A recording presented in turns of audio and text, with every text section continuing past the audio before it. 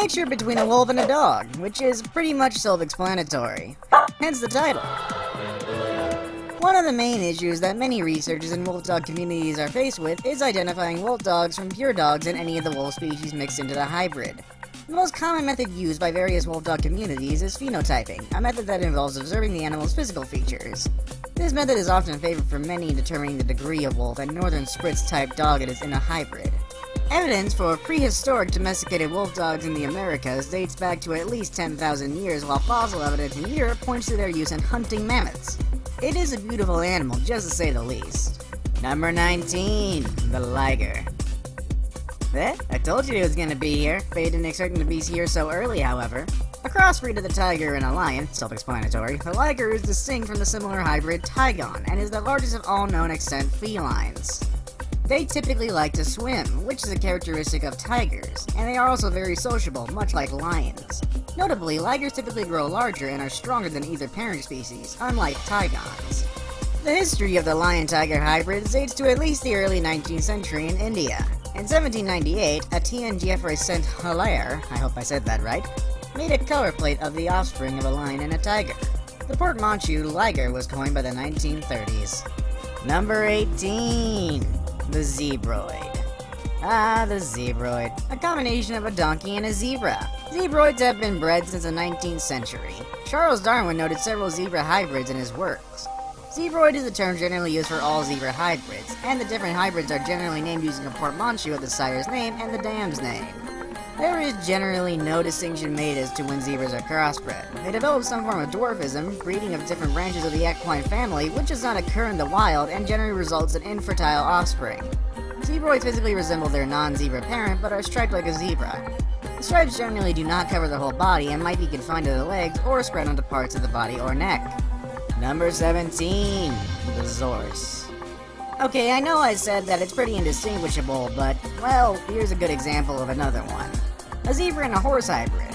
Honestly, this animal is a sight for sore eyes, and a zorse is the offspring of a zebra stallion and a horse's mare. This cross is also called a zebrula, zebrul, or zebra mule.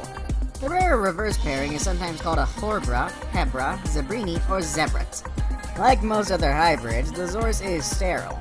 Zorses combine the zebra striping overlaid on colored areas of the hybrid's coat. Zorses are most often bred using solid color horses. If the horse parent is piebald, which is black and white, or skewbald, other color and white, the zorse may just inherit the dominant dip pigmentation genes for white patches. It is understood that Tobiano, the most common white modifier found in the horse, directly interacts with the zorse coat to get the white markings. Only the non-depigmented areas will have zebra striping, resulting in a zorse with white patches and striped patches. This effect is seen in a zebroid named Eclise, a hebra rather than a zorse, born in Struckenbach, Germany, in 2007 to a zebra mare called Eclipse and a stallion called Ulysses. Number 16. Leopon. A combination of a lion and a leopard. These beautiful hybrids are produced in captivity and are unlikely to occur in the wild. First documented Leopon was bred at Kolhapur, India in 1910.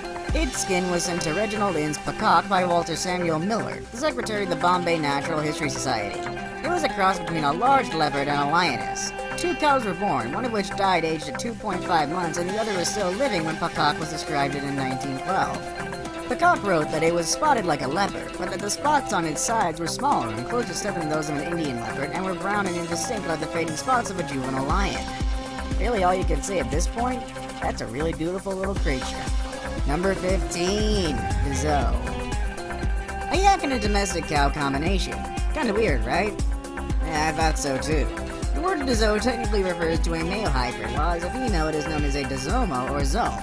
As they are a product of the hybrid genetic phenomenon of hybrid vigor, they are larger and stronger than yak or cattle from that region. Prized in Tibet and Mongolia for their meat and quantity of milk they produce, they are larger and stronger than both cows and yaks. As with the beefalo, however, it's believed that both animal breeds in the region now have contaminated genes. Number 14. A Jeep.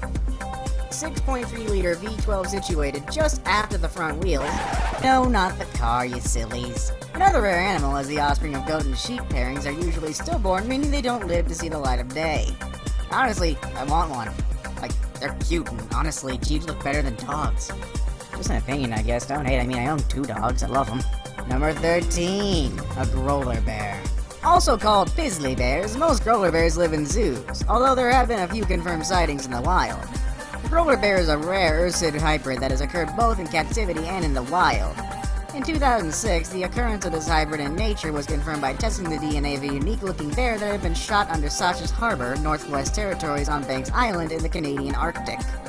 Possible wild-bred polar bear grizzly bear hybrids have been reported and shot in the past, but DNA tests were not available to verify the bear's ancestry. Number 12. The Koi Wolf. If you thought wolves alone were beautiful, you should take a look at these breathtaking koi wolves. Coyotes and eastern wolves only diverged some 150 to 300,000 years ago, and the two are able to reproduce offspring. The resulting koi wolves share many behavioral characteristics and are between the coyote and wolf in size. Hybrids of any combination tend to be larger than coyotes and show behaviors interdeterminate between coyotes and the other parent species. In one captive hybrid experiment, hybrid pups from a male northwestern gray wolf and a female coyote were measured shortly after birth with an average on their weights, total lengths, and head lengths. Body lengths as well, hind foot lengths, shoulder circumferences, and head circumferences compared with those on pure coyote pups at birth. Number 11. Savannah Cat. These beautiful creatures have been described as dog-like, enjoying games of fetch, wagging their tails, and having no fear of water. They are extremely expensive to say the least, and the unusual cross became popular among breeders at the end of the 1990s, and in 2001, the International Cat Association, or TICA, accepted it as a new registered breed. In May 2012, TICA accepted it as a championship breed. The Savannah's tall and slim build gives them an appearance of greater size than their actual weight. Size is very dependent on generation and sex, with the hybrid male cat usually being the largest. Number 10. A Wholphin. False killer whales actually come from the same family as dolphins, but despite this, they are extremely rare. Only one Wholphin exists in captivity, and the name implies a hybrid of whale and dolphin. Both are within the oceanic dolphin family, which is within the toothed whale suborder. They are extremely intermediate between both parents, since a bottlenose may have about 88 teeth and a false killer whale has about 44. A Wholphin will have 66. They are smaller than a false killer whale, but are longer than a normal bottlenose. With all that dolphin in them, I wonder if they're just as big as jerks. Or maybe there's a nice little balance where they're just kind of pleasant. Number 9. A Beefalo. Also called Catolo, they've been around since 1800 and are hardier than cattle and do less ecological damage when grazing. Unfortunately, as a result of the breeding, it's believed that only 4 wild buffalo herds exist that aren't contaminated by cow genes. Beefalo are primarily cattle in genetics and appearance, with the breed association defining a full beefalo as one with 3/8 or 37.5% bison genetics, while animals with higher percentages of bison genetics are called bison hybrids. Number 8. Hinny. A crossing between a female donkey and a male horse, they're slightly smaller than mules, but they're also much less common. Hinnies on average are slightly smaller than mules in part because donkeys are generally smaller than horses, and growth potential of equine offspring is influenced by the size of the dam's womb. Like mules, hinnies do come in many sizes. This is because donkeys come in many sizes, from miniatures as small as 24 inches, and other than size, some additional minor differences occur that can be used to distinguish between mules and hinnies. The head of a hinny is said to resemble that of a horse more than it does a mule's, with shorter ears, although these are still longer than those of horses, and more horse-like manes and tails than mules. Number 7. Narluga. Extremely rare, although there has recently been an increase in sightings in the North Atlantic. Sadly, these beautiful animals are rare to the point where there isn't much research on them, unfortunately, mainly due to the fact that there being rare sightings of them. On the other hand, they're too cute not to be on this list. Look at that smile! No. Number 6. Kama. First produced at the Camel Reproduction Center in Dubai in 1988 via artificial insemination, they were created for their fur and use of pack animals. Only 5 were ever crossbred, and the first camel was born on January 14th, 1998. The aim was to create an animal capable of higher wool production than the llama, with the size and strength of a camel and a cooperative temperament. An adult dromedary camel can weigh up to 6 times as much as a llama, so the hybrid needs to be produced by artificial insemination. Insemination of a female llama with sperm from a male dromedary camel has been the only successful combination. Inseminating a female camel with llama sperm has not produced viable offspring. Number 5. Moulard. Bred for food, the Moulard is unable to produce offspring. It's kinda sad, am I right? Is it just me? It's probably just me. The white Muscovy and Pekin are the 2 most common purebred, commercially farmed ducks. Hybrids of the 2 are hardier and calmer in addition to exhibiting natural hybrid vigor. The incubation period of the hybrid eggs is between a mallard and muscovy with an average of 32 days. About half of the eggs hatch into Mullard ducks. Mullards tend to combine certain traits of the parent breeds. Due to their muscovy heritage, they produce leaner meat than pecans. Females tend to be raised for meat, while the males are used for foie gras. Like muscovy ducks, Mullards have claws on their feet but do not fly and perch. Instead, they prefer to stay on water, as pecans do. Number 4. Zubron. Stronger and more resistant to disease, they were initially thought to be a possible replacement for cattle. Now only a small herd exists in Białowieski National Park in Poland. The Zubron was first created by Leopold Waliski in 1847, although the hybrid may also have appeared at an earlier time. After World War I, various scientists considered Zubron a possible replacement for domestic cattle. Zubron turned out to be more durable and less prone to disease.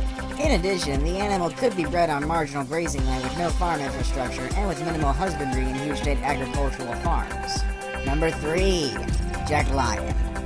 Another rare and even more beautiful lion hybrid combination, to say the very least. A Jaglion, or Jaguan, is the offspring between a male jaguar and a female lion. A mounted display is at the Walter Rothschild Zoological Museum in Hertfordshire, England. It has the lion's background color, brown jaguar-like rosettes, and the powerful build of the jaguar. Jazara, the female, and Tsunami, the male, were the result of an unintended mating between a black jaguar called Diablo and a lioness called Lola, which had been hand-raised together and were inseparable. They were kept apart when Lola came into ostrus. Tsunami is spotted, but Jazara is a melanistic dominant melanism gene. It was not previously known how the jaguar's dominant melanism gene would interact with lion coloration genes. Pretty cool if you ask me. Yeah, nothing really else to say on this one. Number 2. The Bengal cat. The earliest mention of an Asian leopard cat and domestic cross was in 1889, when Harrison Weir wrote of them in Our Cats and All About Them. However, in 1927, Seaboat and Kloss wrote to the magazine Cat Gossip regarding hybrids between wild and domestic cats in Malaya. His statement is as follows: I had never heard of hybrids between Bengalnesis, the leopard cat, and domestic cats. One of the wild tribes of the Malay Peninsula has domesticated cats, and I have seen the woman suckling Bengalnesis kittens, but I do not know where the latter survive and breed with the others. The Bengal cat is more of a costly house cat than an out-in-the-wild type of cat. Number 1! Yeez. As amazing and interesting as these goat hybrids may seem, sadly they're really rare too. There isn't much research, the only thing that I could find about the Yeez goat hybrid is that they have an amazing immune system. Sorry, I know this is kind of a boring one entry, but that's all I could find. And